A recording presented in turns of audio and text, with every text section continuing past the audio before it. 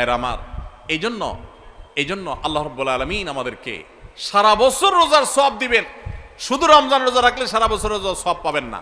রমজানে 30টা রাখতে পারছেন, সাথে আর শুধুমাত্র 6টা যদি প্লাস করতে পারেন এই মাসে, শাওয়াল মাসে, তাহলে এই 6টার কারণে ওই 30টা আর 6টা সব মিলিয়ে আপনি সারা বছর রোজার সওয়াব পেয়ে যাবেন ইনশাআল্লাহ।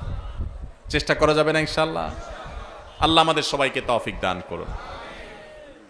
এই শাওয়ালের 6 রোজা নিয়ে আমাদের মা বোনদের একটা কমন প্রশ্ন আছে, অনেক ভাইদেরও কমন প্রশ্ন আছে। সেটা হলো যে কারোর যদি ভাঙতি রোজা থাকে, কাজা রোজা থাকে, যে গত রমজানে আপনি হয়তো অসুস্থতার কারণে 2টা রোজা রাখতে পারেন না, 4টা রোজা ভাঙা পড়ছে, কোনো মা বোন মাসিকের কারণে তার কয়টা রোজা, 7টা 8টা রোজা বা 10টা রোজা 5টা রোজা তার ভাঙতি পড়ছে, এই রোজাগুলো তিনি আগে রাখবেন নাকি শাওয়ালের 6 রোজা আগে রাখবেন?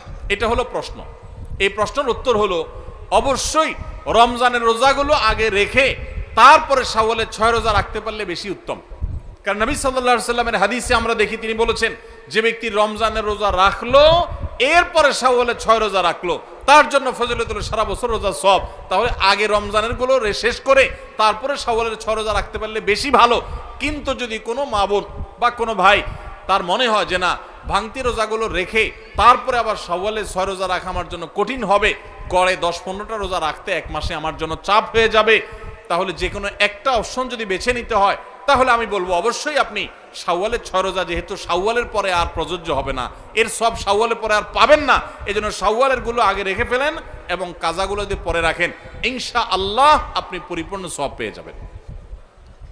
তবে আগে যদি রমজানগুলো শেষ করতে পারেন সেটা বেশি উত্তম, সেটা বলাই